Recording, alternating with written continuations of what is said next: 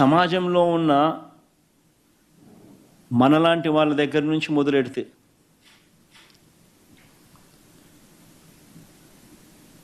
అధికార ప్రతిపక్ష పార్టీల దగ్గర నుంచి మొదలెడితే సమాజ స్పృహ ఉన్న వాళ్ళు, సోషల్ మీడియాలో ఉన్న వాళ్ళు ప్రభుత్వాన్ని, చంద్రబాబు నాయుడు గారిని, ఇటువంటి వ్యక్తులందరినీ కూడా నిలదీస్తూ ప్రశ్నిస్తే ఏం జరుగుతుంది ఈరోజు రాష్ట్రంలో? ప్రశ్నించే స్వరం వినపడితే చాలు ఏకంగా ఈరోజు ఇల్లీగల్ డిటెన్షన్స్. సోషల్ మీడియాలో ఎవరైనా గట్టిగా మాట్లాడుతూ, గట్టిగా ప్రశ్నిస్తూ, అయ్యా చంద్రబాబు గారు, అయ్యా మీ ప్రభుత్వం ఎన్నికలప్పుడు ఏమని చెప్పింది, ఏమైనా సూపర్ 6లు, ఏమైనా సూపర్ 7లు అని చెప్పి గట్టిగా ప్రశ్నిస్తే కేసులు, గట్టిగా ప్రశ్నిస్తే ఇల్లీగల్ డిటెన్షన్స్. విజయవాడ వరదల్లో ముఖ్యమంత్రి సహా యంత్రాంగం ఫెయిల్ అయింది అని చెప్పి దాన్ని ప్రశ్నిస్తే ఇల్లీగల్ డిటెన్షన్లు. వరద సహాయం పేరుతో కోట్ల రూపాయలు మింగేసే చంద్రబాబు నాయుడు గారి ప్రభుత్వాన్ని ప్రశ్నిస్తే కోటి చిల్లర మందికి, 1,50,00,000 మందికి ఫుడ్ మీద 534 కోట్ల రూపాయలు.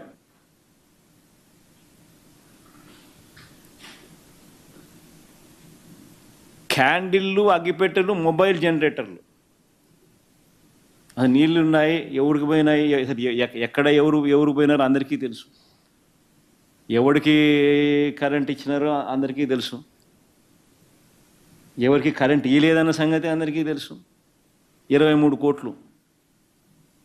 ప్రశ్నిస్తే చాలు ఇల్లీగల్ డిటెన్షన్. మహిళలు, బాలికలు, చిన్నారులపై లైంగిక వేధింపులు, దాడులు, హత్యలు, అత్యాచారాలు జరుగుతుంటే ప్రశ్నిస్తే చాలు ఇల్లీగల్ డిటెన్షన్లు.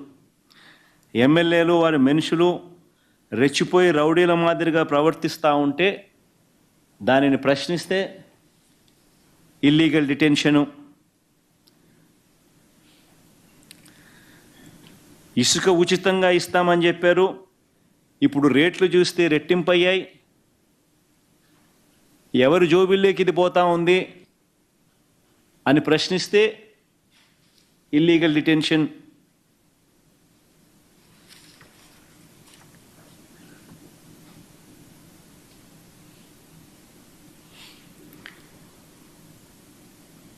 రేట్లు తగ్గిస్తామని చెప్పి మద్యం మీద 1 పైసా కూడా తగ్గించకుండా పైపెచ్చు సిండికేట్లుగా ఫామ్ చేసి ఎంఆర్పి రేటు కన్నా ఎక్కువ రేటుకు అమ్ముతా ఉన్నారయ్యా అని చెప్పి ప్రశ్నిస్తే కేసులు. ప్రభుత్వ ఆధ్వర్యంలో నడిచే మద్యం షాపులు మీ సిండికేట్ వ్యాపారం కోసం, కరప్షన్ కోసం సిండికేట్కి ఎందుకు అప్పచెప్పారయ్యా అని చెప్పి ప్రశ్నిస్తే కేసులు, ఇల్లీగల్ డిటెన్షను. అధికారంలోకి వస్తే మీరు కరెంటు ఛార్జీలు తగ్గిస్తానన్నారు కదయ్యా, మరి 5 నెలలు కాకమునిపే ఏకంగా 6,000 కోట్ల రూపాయలు బాదుడు అప్పుడే మొదలెట్టారు. మళ్ళీ రేపు నెల 11,000 కోట్ల రూపాయలతో మళ్ళీ బాదుడు మళ్ళా అడిషనల్ బాదుడు చేస్తామంటున్నారు అని ప్రశ్నిస్తే మళ్ళీ ఇల్లీగల్ డిటెన్షన్.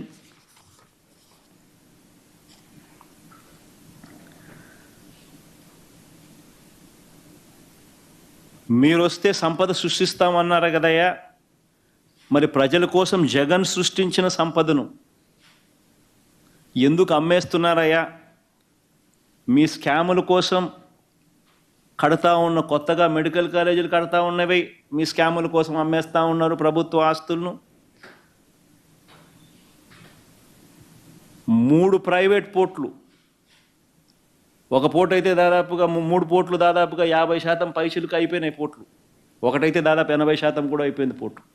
అందులో ఫైనాన్స్ కొరత కూడా లేదు, దానికి సపరేట్గా ఫైనాన్సింగ్ అరేంజ్మెంట్ కూడా ఉంది, ఫైనాన్స్ కొరత కూడా లేదు. మరి ప్రభుత్వ సంపద ఇవన్నీ వస్తేనే కదయ్యా ప్రభుత్వ ఆదాయాలు పెరుగుతాయి, ప్రభుత్వ సంపద పెరుగుతుంది.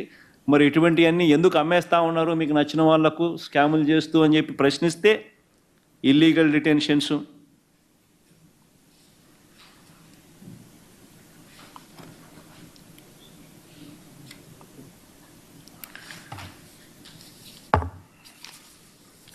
వీళ్ళు రాసిన ఎఫ్ఐఆర్ కాపీలు,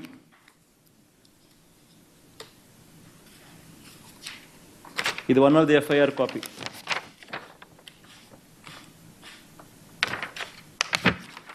క్రైమ్ ఏం తెలుసా? విద్య వద్దు మద్యం ముద్దు. ఆ పిల్లోడు రాసిన మాటలు, సోషల్ మీడియా యాక్టివిస్టు అన్న మాటలు నిజంగా కదా. అమ్మఒడి ఇవ్వడంలా, విద్యాదీవెన ఇవ్వడంలా, వసతిదీవెన ఇవ్వడంలా. సో విద్య వద్దు మద్యం ముద్దు, నాన్నకు ఫుల్లు అమ్మకు నిల్లు అని ఏం తప్పు అన్నాడు? ఈ మాట అన్న ఇల్లీగల్ డిటెన్షన్.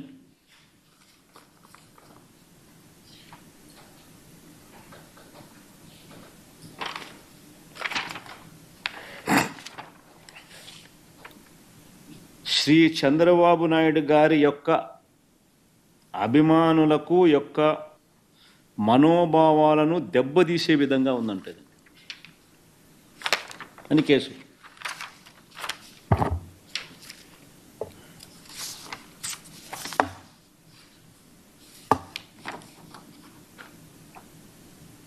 ఇది ఇంకొకటి, ఇది ఫార్వర్డ్ చేసినాడు ఈ పోస్ట్. ఫార్వర్డ్ చేస్తే కూడా కేసులే. జనసేన నేతలతో బలవంతంగా కాళ్ళు పట్టించుకుంటున్న టీడీపీ నేతలు. ఏం అన్ని టీవీలలో కూడా వచ్చింది, వీళ్ళు ఫార్వర్డ్ చేసినారు పాపం కేసు.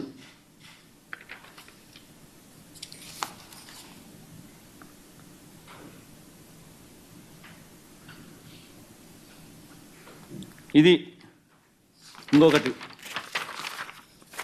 ఎఫ్ఐఆర్. ఈ కేసు ఏందనంటే, ఆ సోషల్ మీడియా యాక్టివిస్ట్ పాపం రాసింది ఏందనంటే, చంద్రబాబు నాయుడు గారు and deputy CM Pawan Kalyan looted 534 కోట్లు public money in the name of Vijayawada floods.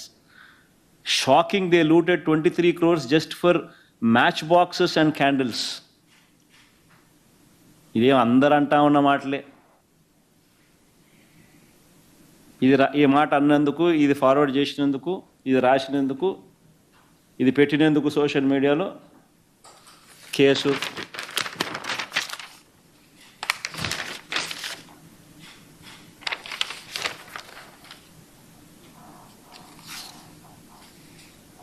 ఇది ఇంకొక కేసు, ఇది ఇంకొక ఎఫ్ఐఆర్, ఇది ఇంకో పిల్లోని మీద. ఇలాంతా సోషల్ మీడియా యాక్టివిస్టులు అంటే పాపం అందరూ యంగ్స్టర్స్. పాపం జరుగుతూ ఉన్న అన్యాయాల మీద ప్రశ్నిస్తూ ఉన్న స్వరాలు ఇవన్నీ పాపం. ఇది ఒక షార్ట్ వీడియో పోస్ట్ చేశాడు పాపం చంద్రబాబు నాయుడు మీద.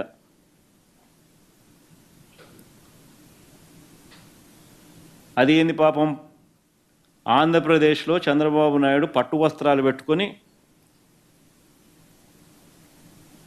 వెంకటేశ్వర స్వామికి తిరుమలలో ఇస్తూ ఉన్నాడంట. ఆయన ఏదో పట్టు వస్త్రాలు పెట్టినప్పుడు సింక్ అయిందంట అదట కొంచెం. సో ఆయన అన్నాడు పాపం, it is clear that God doesn't like it అని. తిరుపతి లడ్డు విషయంలో చంద్రబాబు నాయుడు చేసిన అసత్య ఆరోపణల మీద పాపం దేవుడికి నచ్చడం లేదు చంద్రబాబు నాయుడు అని చెప్పి అన్నాడు పాపం. అంతే, అంతకన్నా ఇంకేంలే పాపం. అంత కూడా ఏమనలే, అంతకన్నా ఇంకేమనలే పాపం. కేసు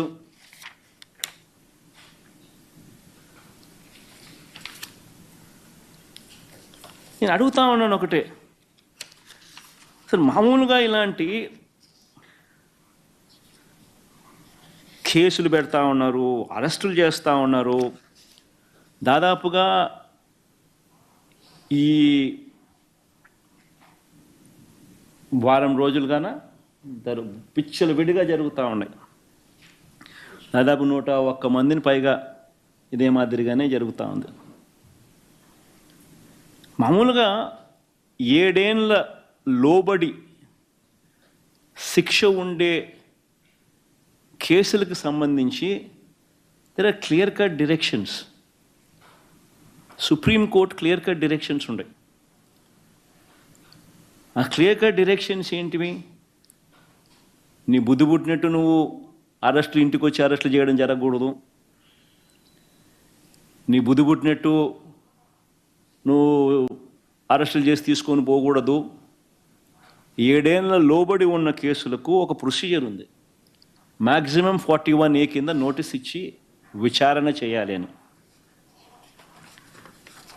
ఆ మ్యాక్సిమం 41A నోటీస్ ఇచ్చి విచారణ చేసి ఒకవేళ నిజంగా నువ్వు అరెస్ట్ చేయాల్సిన అవసరమే ఉంటే వారెంట్ ఇష్యూ చేయాలి.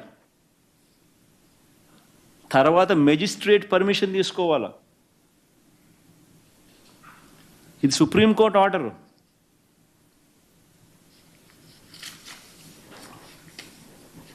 ఒకసారి అది ప్లే కూడా చేయండి అమ్మా. ఒకసారి అది ఆర్డర్ కాపీ కూడా ఒకసారి డిస్ప్లే చేయండి.